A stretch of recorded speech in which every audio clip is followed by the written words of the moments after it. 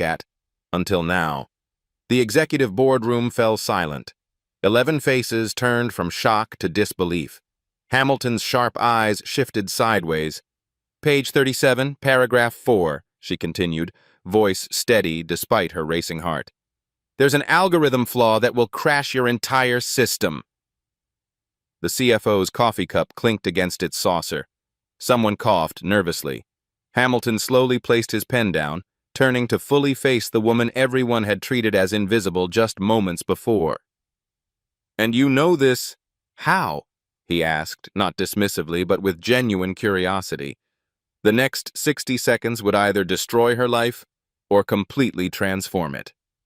6 hours earlier, Alicia Taylor had been awake since 4:30 a.m., hunched over her laptop in the cramped studio apartment she could barely afford. The blue light illuminated her exhausted face as she worked through an advanced algorithm problem from her online MIT OpenCourseware class. "Got it," she whispered, as the solution crystallized in her mind. She quickly typed the final lines of code, watching with satisfaction as the test cases passed one by one. Alicia glanced at her phone. 5:45 a.m. In 45 minutes, she'd need to leave for her first job at the cafe. After that, a quick change into her server's uniform for the evening shift at Lumiere, the high-end restaurant that catered to Manhattan's elite. On her nightstand sat 3 past-due bills and a student loan statement showing $47,623 still outstanding from her unfinished computer science degree. She rubbed her eyes and closed the laptop. Her mind could decipher complex mathematical patterns that baffled PhDs, but her reality was serving coffee and dodging the occasional wandering hand from entitled customers. "Someday," she promised herself, the same words she'd repeated every morning for the past 4 years. She tucked her worn notebook filled with original algorithms and solutions into her backpack, next to her server's uniform. The notebook was her real resume, but no one would ever ask to see it.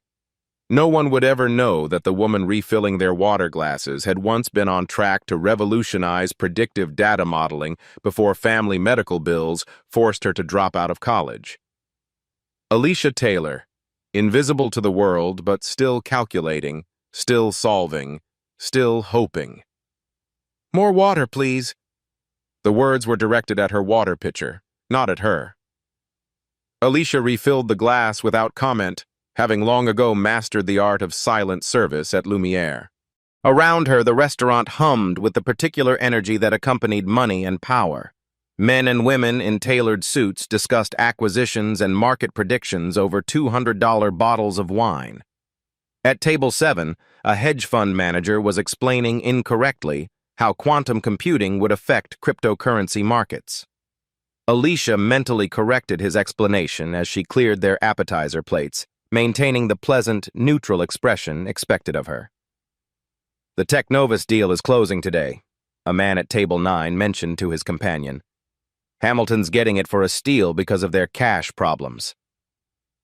Alicia's ears perked up. She'd followed Technovus since its founding. Their predictive algorithm work aligned perfectly with her own research interests. "They'll never solve the core problem, though," his companion replied. "The algorithm looks promising, but there's something fundamentally unstable about it. If only they knew that the invisible woman collecting their bread plates could probably identify the exact issue in minutes." In the kitchen, Chef Bernard barked orders in his affected French accent. "Alicia, VIP table in the private room. Hamilton himself and the Technovus executives. Board meeting running late, they need coffee service." "Yes, chef." Marcus, another server, whistled low. "Hamilton. Worth more than the GDP of some countries. Tip well, and maybe you can pay your rent this month." Alicia arranged the silver coffee service on her tray with practiced precision. Her mind, however, was racing with thoughts of Technovus. Their published papers had fascinated her brilliant concepts, but she'd spotted potential flaws in their approach months ago. "Remember," Marcus whispered as she headed toward the private dining room, "they don't see you. Just pour the coffee and disappear." Alicia nodded. She'd perfected the art of disappearing. The private dining room had been transformed into an impromptu boardroom. Documents were spread across the mahogany table, laptops open, faces intense with concentration. The acquisition papers, hundreds of pages thick, sat before an empty chair at the head of the table. Through the crack in the door, Alicia heard fragments of conversation. Stock options will transfer immediately. Retention packages for key engineers. IP rights fully secured in Section 37. Alicia entered silently with the coffee service, moving around the perimeter of the room. The executives continued their discussion as if she were merely another piece of furniture. At 52, Robert Hamilton cut an imposing figure even while seated. His reputation preceded him, ruthless when necessary, brilliant always, and according to industry rumors, surprisingly ethical in an industry not known for its scruples. He had turned around 7 failing tech companies in the past decade, transforming them into industry leaders. "The papers are ready, Robert," said a sharp-featured man Alicia recognized as Technovus's CFO from their website. "Once you sign, we begin the integration process tomorrow." Hamilton nodded, his expression revealing nothing. "And the core algorithm issues?" "Solved," replied a nervous-looking man with thick glasses. "We've patched the instability. The system is fully operational." Alicia poured coffee for the CFO, her hand steady despite the jolt of interest she felt. She knew Technovus's published work intimately. If they were discussing the neural network's stability issues, she had strong doubts they'd actually solved the problem. As she moved around the table, Hamilton entered the room, advisors flanking him like an entourage around royalty. The moment of truth had arrived. Alicia's eyes flicked to the documents as she poured coffee for each executive. Years of serving had taught her to read upside down and sideways. A skill that began as a way to pass time had become second nature. Most of the acquisition papers were standard legal jargon, but as she reached the far side of the table, page 37 lay exposed. The technical specifications appendix detailed documentation of Technovus's proprietary algorithms was visible. Her heart skipped a beat. There it was, the fatal flaw she'd suspected from their published papers. Their neural network used a modified backpropagation approach that, according to the documentation, had been stabilized using a compensatory function. But the compensatory function itself contained a mathematical error, a subtle mistake in the differential equation that would compound exponentially under real-world data loads. Within months of implementation, the entire system would collapse. The algorithm wouldn't just fail, it would corrupt all processed data. Hamilton was about to pay billions for technology that was fundamentally flawed. She poured his coffee last, noticing how everyone straightened slightly when his attention turned to them. He thanked her, the only person who had acknowledged her presence since she entered the room. The Technovus CEO slid the signature pages forward. "Shall we make history today?"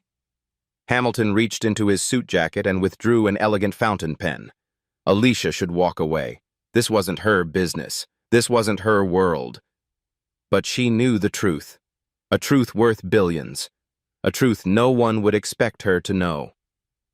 She watched Hamilton position his pen above the signature line.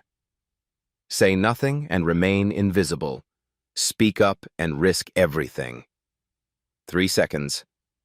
That's how long Alicia had to decide. Her mind raced through the consequences. Best case, they listen, verify her finding, she's thanked and dismissed, perhaps with a generous tip. Worst case, she's fired on the spot, blacklisted from every restaurant in the city, labeled as crazy or, worse, manipulative, trying to extort the wealthy with false claims. She'd be giving up the financial stability of a reliable job, meager as it was. She'd be risking the recommendation she needed for a better position at the Michelin-starred restaurant across town. Hamilton was beginning to lower his pen. A memory flashed her mother working double shifts as a hospital cleaner, telling her, "Your brain is your ticket, Alicia. Don't let anyone tell you where you belong." Another memory. Her advanced algorithms professor, before she had to drop out, saying she had one of the most innovative minds he'd encountered in 30 years of teaching. The pen was now millimeters from the paper. What did she have to lose, really? Another day of being invisible? Another year of watching her potential drain away while serving coffee to people who would never see her? The room seemed to slow down around her. Her heart hammered against her ribs. Stop! The word left her lips before she could reconsider. Hamilton's hand froze, his pen hovering above the signature line.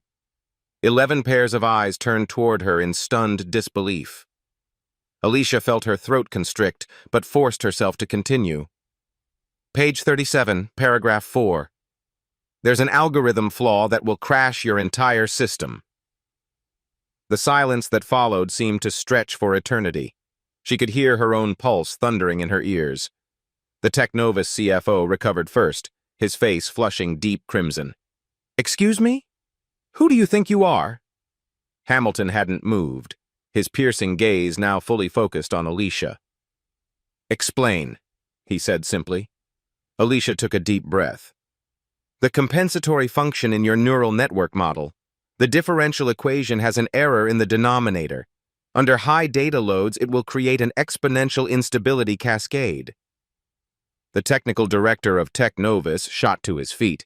This is outrageous. How dare you? Hamilton raised one hand, silencing him instantly. Continue. Your current test environments don't stress the system enough to trigger the flaw, Alicia explained, surprised by the steadiness in her voice. But in real-world implementation, with variable data streams and peak usage scenarios, the algorithm will fail catastrophically within 4 to 6 months. And when it does, it will corrupt all processed data. The Technovus CEO laughed nervously. Mr. Hamilton, surely you're not taking coffee shop gossip seriously when our top engineers have certified— I'm not finished, Alicia interrupted, meeting Hamilton's gaze directly. I can prove it. Every face in the room showed some variation of shock, anger, or disbelief, except Hamilton's. His expression held something far more dangerous: curiosity. The boardroom remained frozen in a tableau of disbelief. Coffee stopped mid-pour, papers half-shuffled, mouths slightly open. Hamilton broke the silence first. Everyone out, he commanded. Except you, he added, nodding to Alicia.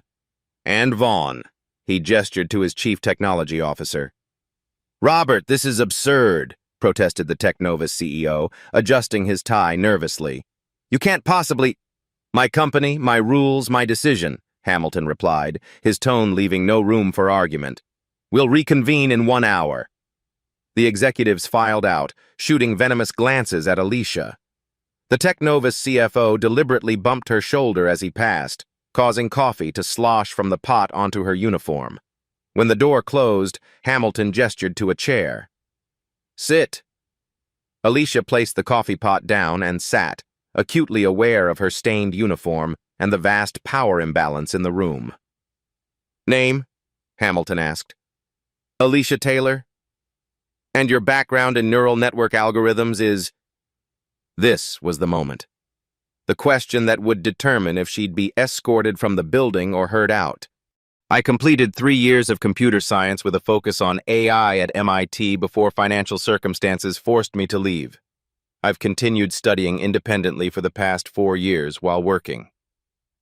Hamilton exchanged a glance with his CTO, Vaughn, a gray-haired man with kind eyes and a skeptical expression. Show me exactly what you're talking about, Hamilton said, sliding the technical documents toward her. Alicia pointed to the mathematical notation on page 37. Here, the compensatory function uses a modified Lipschitz condition, but there's an error in how the gradient descent is stabilized. Vaughn leaned forward, eyes narrowing as he studied the equation. In simple terms, Alicia continued, they've created a mathematical backdoor. It works in controlled environments but will catastrophically fail under real-world conditions. Hamilton studied her face, not the document. That's a bold claim from someone serving coffee. The math doesn't care who I am, Alicia replied, meeting his gaze. And neither should you. The door burst open as Technovus's technical director, Dr. Landry, stormed back in, followed by their CFO. "This is completely inappropriate," Landry sputtered, waving a tablet. "I've looked up Ms. Taylor in our database. She's not affiliated with any competing firm. She has no advanced degree, no publications, no credentials whatsoever." The CFO crossed his arms. "She's a waitress, Robert. A waitress trying to sabotage a multi-billion-dollar deal at the last minute. The question is why?" Hamilton remained unruffled. "The why is simple. Either she's right or she's wrong. That's what interests me. Our algorithms have been verified by 3 independent auditing firms," Landry insisted, placing a stack of reports on the table. "Teams of PhDs have examined every line of code. And yet," Hamilton mused, "none of them found what Ms. Taylor claims to have identified in the few seconds it took her to pour coffee." Alicia felt their stares like physical pressure. She'd stepped into a world where people like her were supposed to remain silent and invisible. Every instinct told her to apologize, back down, retreat to safety. Instead, she pointed to Landry's tablet. "May I?" Landry clutched it protectively. "Absolutely not. Our proprietary—" "Give it to her," Hamilton interrupted. Reluctantly, Landry slid the tablet across the table. Alicia quickly navigated to the calculation software and began typing, her fingers flying across the screen. "What are you doing?" Landry demanded. "Creating a simplified demonstration." She worked for 2 minutes in complete silence, aware of everyone watching her every move. The CFO leaned toward Hamilton. "This is a waste of valuable time. We have a signing schedule." "Time is the one thing I have plenty of," Hamilton replied. "Integrity of information is what I can't afford to waste." Alicia finished and turned the tablet around. "This simulation compresses 6 months of operation into a visualization. The red cascading failure you'll see is what will happen to your entire system." She pressed play, and they all watched as the elegant network diagram operated smoothly for several seconds before beginning to show tiny red errors that rapidly multiplied until the entire system pulsed angry red. "Parlor tricks," the CFO dismissed with a wave of his hand. "Anyone can design a simulation to fail." Hamilton had been watching Alicia, not the tablet. "Vaughn?" His CTO cleared his throat. "The demonstration is concerning. The mathematics appear sound, but I'd need to run a full diagnostic against their actual code base to verify." "That would take days," protested Landry, "and violate our confidentiality agreements before the sale is finalized." Hamilton sat back, fingers steepled beneath his chin. "Here's what we're going to do. Ms. Taylor will be given access to a testing environment with your code. Vaughn will supervise. If she can prove her claim, we renegotiate the entire deal. If she's wrong, we proceed as planned, and she receives a generous consultation fee for her time." The CFO's face reddened.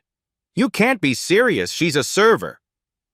"Who happens to understand your technology better than you do?" Hamilton replied coolly. "At least that's her claim. I'm simply suggesting we test it." Landry adjusted his glasses nervously. "And if we refuse this unorthodox arrangement?" "Then I walk away," Hamilton said simply. "I've built my reputation on making smart investments, not rushing into flawed ones." The room fell silent as the Technovus executives exchanged panicked glances. Their company was weeks away from insolvency. Without Hamilton's investment, they were finished. Landry nodded stiffly. "Fine. 1 hour." As they left to set up the test environment, Hamilton turned to Alicia. "Why did you speak up?" "The truth." Alicia considered her answer carefully. "Because it was wrong. People see wrong every day and stay silent." "I'm not people," she replied. "And if I'd stayed silent, I wouldn't have been able to live with myself." A ghost of a smile touched Hamilton's lips. "You realize what's at stake. If you're wrong, you've wasted everyone's time on an enormous scale. And if I'm right?" Then you've saved me billions and tech novus from eventual collapse. Hamilton studied her intently. Either way, your life changes today. Alicia nodded, her hands steady despite the adrenaline coursing through her veins. I'm ready. The conference room had been hastily converted into a testing lab. 3 monitors displayed code, while a whiteboard was covered with equations. Technovus's entire technical team had been summoned, their expressions ranging from skeptical to openly hostile. Alicia stood before the whiteboard in her stained server's uniform, dry erase marker in hand instead of a coffee pot. The fundamental issue, she began, drawing a series of nested functions, is in how your compensatory algorithm handles gradient descent with non-normalized data streams. Dr. Landry snorted. That's precisely why we implemented the modified Lipschitz condition.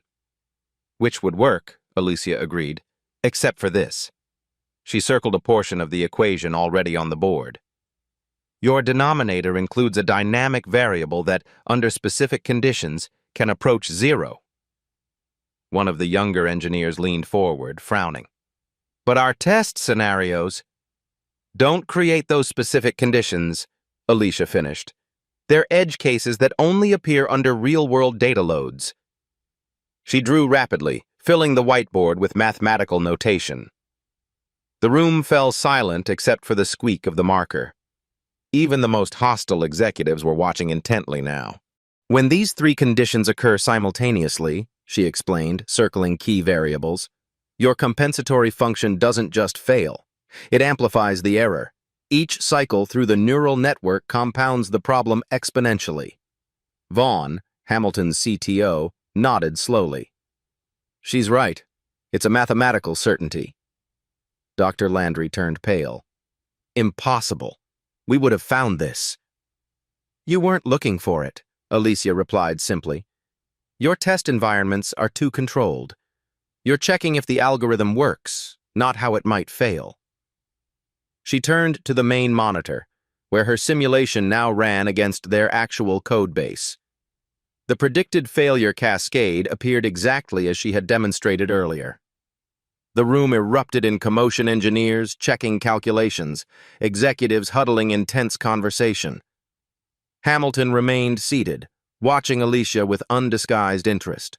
She had transformed before his eyes, the hesitant server replaced by a confident technical expert who commanded the room, despite her uniform, and the opposition she faced. When he finally spoke, his voice cut through the chaos. How would you fix it? The question silenced everyone. Alicia approached the whiteboard again, aware that every eye in the room was on her. The solution requires restructuring the compensatory function, she explained, erasing part of the equation and redrawing it. Instead of using a dynamic denominator, you need a bounded function that never approaches 0. She worked quickly, deriving a new mathematical approach in real time. The Technovus engineers watched in stunned silence. Where did you learn to do this? Asked one of the younger engineers, respect evident in his voice. Alicia continued writing as she answered. I started at MIT on scholarship. My mother was diagnosed with aggressive cancer during my 3rd year. The insurance wouldn't cover experimental treatments, so I left school to work full-time.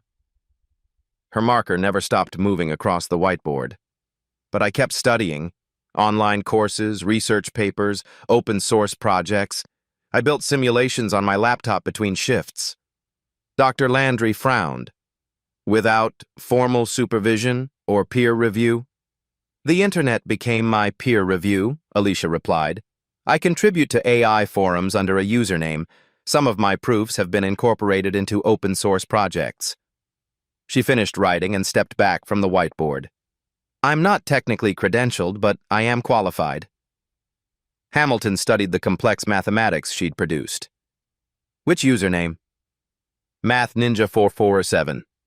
Vaughn's eyebrows shot up. Your Math Ninja? Your optimization algorithm for multi-dimensional arrays is brilliant. We've been using a modified version in our systems for over a year. Several engineers exchanged glances of newfound respect. The solution I've outlined, Alicia continued, pointing to her work, doesn't just fix the instability, it actually improves overall system performance by reducing computational overhead by approximately 17%. Hamilton nodded slowly. Run the simulation. Fingers flying across the keyboard, Alicia implemented her solution into the test environment. The room held its collective breath as the simulation began to run. On the largest monitor, a visualization showed data flowing through the neural network. No red errors appeared. The system remained stable even as Alicia increased the simulated load to 5 times normal operating conditions. "Impossible," whispered Dr. Landry, adjusting his glasses as if he couldn't believe what he was seeing. One of Technovus's senior engineers ran a series of diagnostic tests, shaking his head in disbelief. "The system isn't just stable, it's more efficient. Processing speed is up 22% across all test cases." The atmosphere in the room shifted perceptibly. Technical staff who had been dismissive were now examining Alicia's equations with intense interest. Several were taking photos of the whiteboard with their phones. Vaughn completed his own analysis and turned to Hamilton. "She's correct on all counts. The original algorithm contained a fatal flaw that would have manifested within months of full deployment. Her solution is elegant and superior to the original design." Hamilton hadn't taken his eyes off Alicia throughout the demonstration. "Ms. Taylor, would you step outside with me for a moment?" In the hallway, away from the others, Hamilton studied her with newfound respect. "You just saved me from making a $3.4 billion mistake." Alicia straightened her shoulders. "The technology is still valuable. It just needed fixing." "Indeed." Hamilton nodded thoughtfully. "And now I find myself with an interesting dilemma. I'm about to acquire a company whose core technology you understand better than their entire engineering team." He paused, considering his next words carefully. "What is your current salary at the restaurant?" Alicia blinked, caught off guard by the question. $32,000 a year, plus tips." "I see." Hamilton checked his watch. "We should return. They'll be getting anxious." As they walked back toward the conference room, Hamilton added casually, "I think it's time we discussed your new position." Alicia stopped mid-stride. "My... what?" "I don't let talent walk out the door, Ms. Taylor. Especially not talent that just saved me billions." When they re-entered the conference room, the atmosphere was tense. The Technovus executives had huddled at one end of the table, whispering urgently. They fell silent as Hamilton took his seat. "Gentlemen," Hamilton began, "it appears we have 2 issues to address. First, the technical flaw in your core algorithm, which Ms. Taylor has not only identified but corrected. Second, the fact that this flaw somehow escaped detection by your entire engineering team." The CFO leaned forward. "Mr. Hamilton, while we appreciate Ms. Taylor's input, this could have been a simple coincidence. Anyone can get lucky once." "Luck?" Alicia couldn't help but interject. "The mathematics are deterministic. There's no luck involved." "What I mean," the CFO continued, his tone condescending, "is that spotting one issue doesn't qualify someone to make sweeping judgments about our technology. Perhaps Ms. Taylor should return to her regular duties while we technical professionals discuss the implications." Hamilton's expression remained neutral. "Ms. Taylor stays. In fact, I'm offering her a position as lead algorithm architect for the acquisition transition, reporting directly to Vaughn." The announcement landed like a bomb. Dr. Landry's face flushed crimson. "That's preposterous.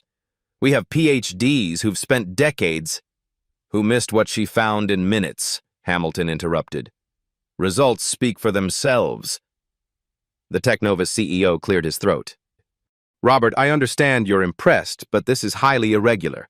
We have protocols, hierarchies. Our team has legitimate concerns about bringing in an outsider at such a senior level." Alicia felt the weight of their stares, the resentment, the indignation, the disbelief that someone like her could disrupt their carefully ordered world. With all due respect, the CFO added, not sounding respectful at all, how do we know she didn't deliberately plant this issue to manipulate her way into a job? This could be an elaborate con. The accusation hung in the air. Several executives nodded in agreement, seemingly relieved someone had voiced their suspicions. Hamilton turned to Alicia, his expression unreadable. An interesting theory. Care to respond? Alicia felt a chill run through her. The temporary alliance was fracturing. Her moment of triumph was transforming into something far more precarious. If I were trying to con my way into a job, Alicia replied steadily, I wouldn't have chosen a method so easily verified or disproven. Hamilton nodded slightly, then made a decision. Let's settle this definitively. He turned to Dr. Landry. Your neural network wasn't your only project. What else was your team working on that hit roadblocks? Landry hesitated, then reluctantly answered.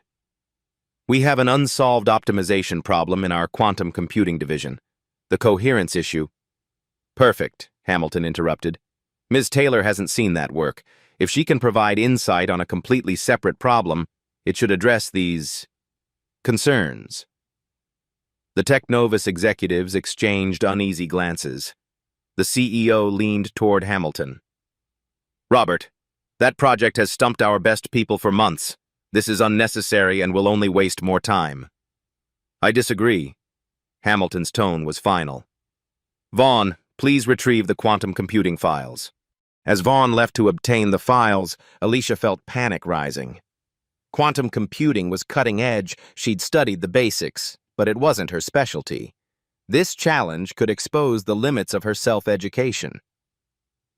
When Vaughn returned with a secure tablet, Hamilton addressed the room. No hints, no guidance. Ms. Taylor will have 30 minutes to review the problem. Then we'll reconvene. Alicia was escorted to a small meeting room. The door closed behind her with a soft click that felt surprisingly final. The quantum coherence problem was far more complex than she'd anticipated. The mathematics involved multidimensional matrices and quantum field theory that stretched the limits of her knowledge.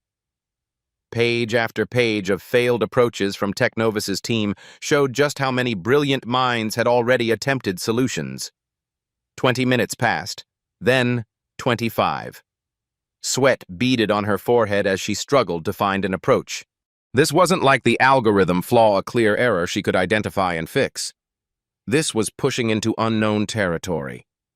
With 2 minutes remaining, she still had nothing concrete, just fragments of ideas, none fully formed.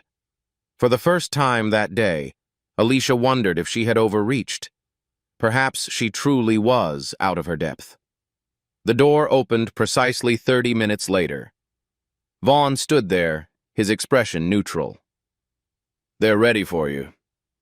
Walking back into the boardroom felt like approaching a firing squad. The executives watched her with a mixture of skepticism and barely concealed hope that she would fail. Hamilton gestured to the whiteboard. Whenever you're ready, Ms. Taylor. Alicia stood frozen, the marker heavy in her hand. The room waited in silence. She began, then faltered. The quantum coherence problem is significantly more complex than the algorithm issue. The CFO smirked. As we expected.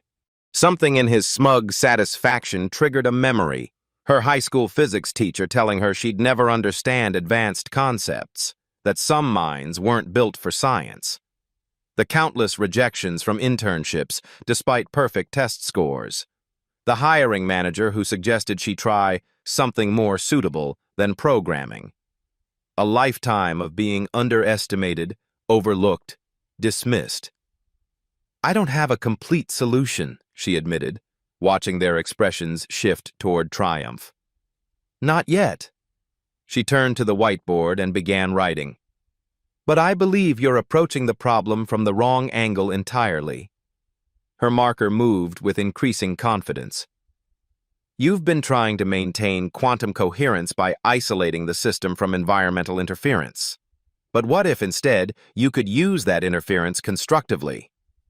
She outlined a theoretical approach that leveraged environmental noise as part of the computation process rather than fighting against it. This is preliminary, she cautioned, but the mathematics suggests it could extend coherence by a factor of at least 7 compared to your current approach. Dr. Landry stepped forward, studying her work intently. The room held its breath. "This is," he began, then stopped, recalibrating his response. "This is unlike anything we've tried." "Would it work?" Hamilton asked directly. Landry adjusted his glasses, conflicting emotions playing across his face. "It's innovative, counterintuitive, but—" He traced one of her equations with his finger. "Yes, theoretically, it could work." The admission clearly cost him, but the mathematics was undeniable. Hamilton turned to Alicia, a glimmer of something like pride in his eyes. "It seems, Ms. Taylor, that lightning can indeed strike twice." 3 days later, Alicia sat in a glass-walled office that had been hastily repurposed for her use. She'd been given a temporary security badge, access to the Technovus codebase, and a team of engineers who regarded her with a mixture of respect, curiosity, and lingering suspicion. She'd spent every waking moment refining her approach to the quantum coherence problem, sleeping on a couch in the break room rather than returning to her apartment. The restaurant had already replaced her, a brief phone call informing her that her position had been filled when she failed to show up for her shift. She had burned her bridges. Now everything depended on proving herself. A soft knock on the door interrupted her concentration. It was Vaughn, Hamilton's CTO. "How's it coming along?" he asked, settling into a chair opposite her desk. Alicia ran a hand through her hair, aware she looked exhausted. "I think I've got it." She turned her monitor so he could see the simulation results. "The approach works. By reconfiguring the quantum gates to actually incorporate environmental decoherence into the computational model, we can extend coherence time by a factor of 12. Vaughn leaned forward, eyes widening as he reviewed the data. "This is remarkable. You've essentially turned the system's greatest weakness into a strength." "It's not just theoretical anymore," Alicia continued, her fatigue giving way to excitement. "I've implemented a working prototype. The test results are consistent across all scenarios." "Hamilton wants a demonstration at the board meeting this afternoon," Vaughn said. "Are you ready for that?" Alicia nodded. The past 3 days had transformed her in ways she was still processing. She'd gone from pouring coffee to leading quantum computing breakthroughs in less than a week. "There's something else," she added, pulling up another set of files. "While working on the coherence problem, I noticed an opportunity to optimize the neural network algorithm even further." She showed him a new approach that integrated elements of both systems.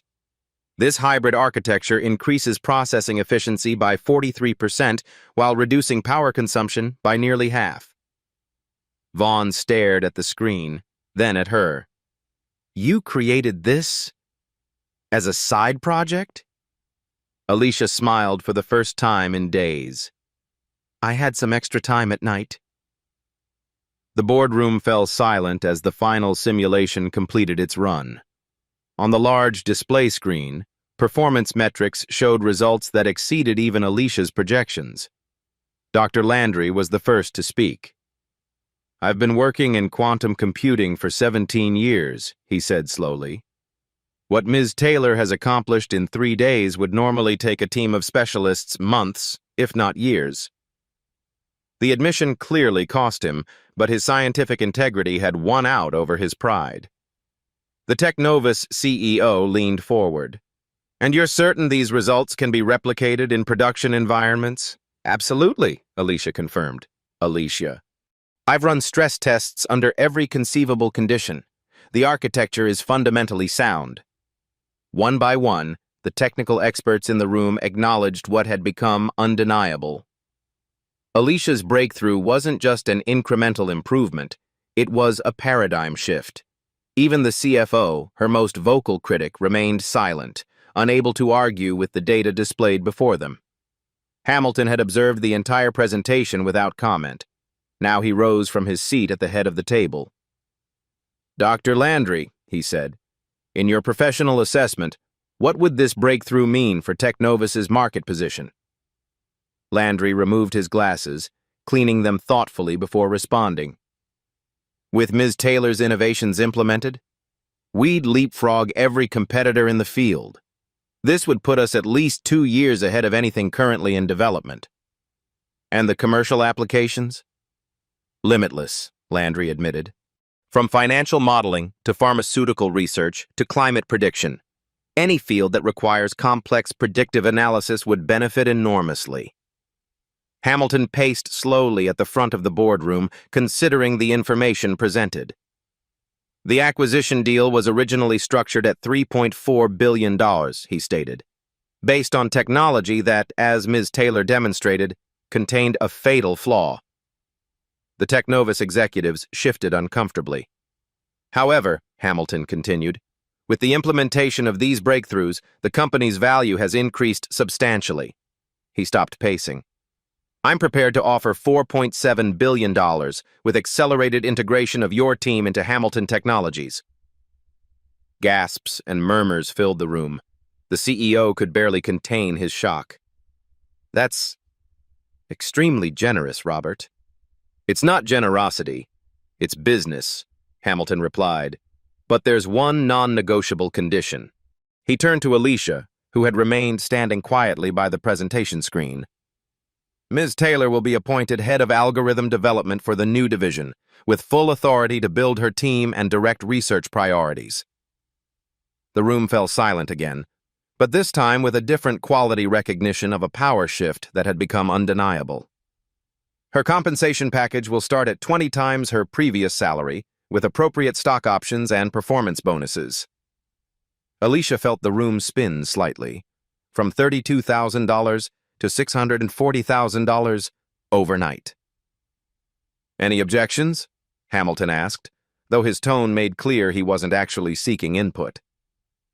The CFO cleared his throat. "Robert, with all due respect to Ms. Taylor's contributions, such an unprecedented promotion has been earned through unprecedented results," Hamilton interrupted. "Talent recognizes talent, John. That's how we stay ahead." He turned to Alicia. "Do you accept the position?" Standing there in clothes she'd worn for 3 days straight, having not slept properly in just as long, Alicia felt her life bifurcating everything before this moment, and everything after. "I accept," she said simply. 1 week later, Alicia sat in a green room at the Javits Center, watching on a monitor as Hamilton addressed a packed technology conference.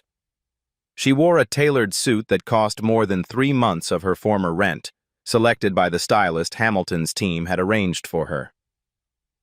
The future of predictive analytics isn't just about bigger data sets or faster processors, Hamilton was saying to the audience of industry leaders and tech journalists. It's about fundamental innovations in how we approach the mathematics of prediction itself. A makeup artist made final touches to Alicia's appearance. In the past week, she'd been through a crash course in corporate communication, executive presence, and media training. "Today, I'm announcing not just the acquisition of Technovus," Hamilton continued, "but a revolutionary new direction for our combined quantum AI division." He paused, scanning the audience. This breakthrough wasn't developed by our existing research teams. It wasn't created in a prestigious university lab. It came from somewhere, and someone unexpected. A production assistant appeared at Alicia's side. 2 minutes, Ms. Taylor." On the monitor, Hamilton was building to his conclusion. The most valuable resource in technology isn't venture capital or market share. It's human potential often found in places we forget to look. Alicia took a deep breath, remembering her talking points, mentally preparing for the biggest moment of her professional life. "Ladies and gentlemen, please welcome the architect of our new quantum neural network platform and the head of our algorithm development division, Alicia Taylor." As she walked onto the stage, the applause washing over her, Alicia caught sight of her mother in the front row. tears streaming down her face, clapping harder than anyone. The invisible woman had become impossible to overlook. 3 weeks after the conference, Alicia returned to Lumiere restaurant not as a server, but as a guest. Marcus, her former colleague, dropped a water glass when he recognized her sitting at the best table in the house. The maitre d', who had once reprimanded her for taking too long on breaks, now hovered attentively, ensuring her experience was flawless. "Is everything to your satisfaction, Ms. Taylor?" he asked, with a deference that would have been comical if it weren't so pointed a reminder of how quickly perceptions could change. "Everything is excellent, thank you," she replied politely. At a nearby table, she overheard a conversation about the Tech Novus miracle. Her breakthrough had already become the talk of the industry, with the company's stock soaring 47% since the announcement. Chef Bernard emerged from the kitchen, approaching her table with an anxious smile. "Ms. Taylor, it is such an honor to have you dining with us tonight. Perhaps a special dessert, prepared personally." The same chef who had once berated her for being 30 seconds late now treated her like royalty. The irony wasn't lost on her. She was the same person she had been a month ago, same mind, same abilities, same character. Only the world's perception had changed. "The complexity cascade should be mitigated by implementing the bounded function here," Alicia explained, drawing a quick notation on the whiteboard that dominated one wall of her new office. Around the conference table sat her team's 7 PhDs, 3 former research directors, and a mathematics prodigy recruited from Stanford. They watched attentively as she outlined the next phase of their quantum neural network development. Through the glass walls, she could see the Hamilton Technologies campus stretching out below 20 acres of cutting-edge research facilities where over 2,000 of the brightest minds in technology now worked. And on this floor, in this division, they worked for her. "Dr. Winters, I'd like your team to focus on optimizing the coherence parameters," she continued, addressing a distinguished older man who had initially been the most skeptical of her appointment. "Dr. Chen, your group will handle the integration protocols." As the meeting concluded and her team filed out, Dr. Winters lingered behind. "I owe you an apology, Alicia," he said quietly. "I was among those who questioned your appointment most vocally." Alicia smiled. "But not anymore?" "Not since watching you work." He shook his head in admiration. "You see connections the rest of us miss. It's remarkable. It's—" After he left, Alicia stood at the floor-to-ceiling windows of her office, looking out at the New York skyline. On her desk sat the worn notebook she'd carried in her backpack for years, filled with ideas and algorithms scribbled during breaks between serving tables. Next to it lay the latest issue of Technology Review with her face on the cover, alongside the headline, "The Waitress Who Rewrote the Rules of Quantum AI." She had crossed worlds, and now she was rewriting the rules of both. 1 year later, Alicia stood at a podium in MIT's largest lecture hall, facing hundreds of students. Behind her, a massive screen displayed the quantum neural network architecture that had become known in the industry simply as the Taylor method. "The algorithm you're looking at is now processing climate data for 17 countries," she explained. "It's helping predict weather patterns with 89% greater accuracy than previous systems, potentially saving thousands of lives from extreme weather events." The students' future engineers and scientists watched with rapt attention. "But the technology isn't the most important part of this story," she continued. "What matters is that innovation can come from anywhere, from anyone, if they're given the chance to be heard." In the year since her discovery, Alicia had established a foundation that provided scholarships to promising students from underprivileged backgrounds. 37 young people were now attending top universities because of her funding. She had also implemented a radical hiring practice at her division, blind problem-solving challenges that allowed candidates to demonstrate their abilities without revealing their backgrounds, degrees, or traditional credentials. The result was one of the most diverse and innovative teams in the industry, consistently outperforming more traditionally assembled research groups. "Talent doesn't come with prerequisites," she told the students. "It just needs opportunity." After her MIT lecture, Alicia joined Hamilton for dinner at a small, exclusive restaurant overlooking the Charles River. "That was quite a speech," he said as they were seated. "You've become quite the inspirational figure." "I've had a good teacher," she replied with a smile. Hamilton studied her for a moment. "You know, in 30 years of business, that day in the boardroom when you spoke up remains one of the most extraordinary moments I've witnessed." "Sometimes I still can't believe I did it," Alicia admitted. "I've been thinking about that moment," Hamilton continued. "About how many other Alicias are out there right now, serving coffee, driving ride shares, stocking shelves, brilliant minds the world hasn't noticed yet." He looked out at the river, reflective. "We have systems designed to identify talent in traditional places, elite universities, established companies. But we're blind to the potential that exists everywhere else." "That's why the foundation is so important to me," Alicia said. "It's not just about funding, it's about recognition." Hamilton nodded. "Do you know what I've learned from your story, Alicia? Talent doesn't always wear the right uniform." He smiled. "Sometimes brilliance serves coffee." "The question is," Alicia added, "who are we all overlooking right now? And what could they achieve if someone just took a moment to truly see them?" If you believe talent deserves to be recognized, no matter where it's found, join our community of storytellers and dreamers. Subscribe to Beat Stories now and never miss another life-changing tale. Like this video if you've ever been underestimated or if you've discovered potential in someone others missed. Share your own story in the comments. Who in your life has hidden talents the world needs to see? Beat Stories, where ordinary moments become extraordinary lives.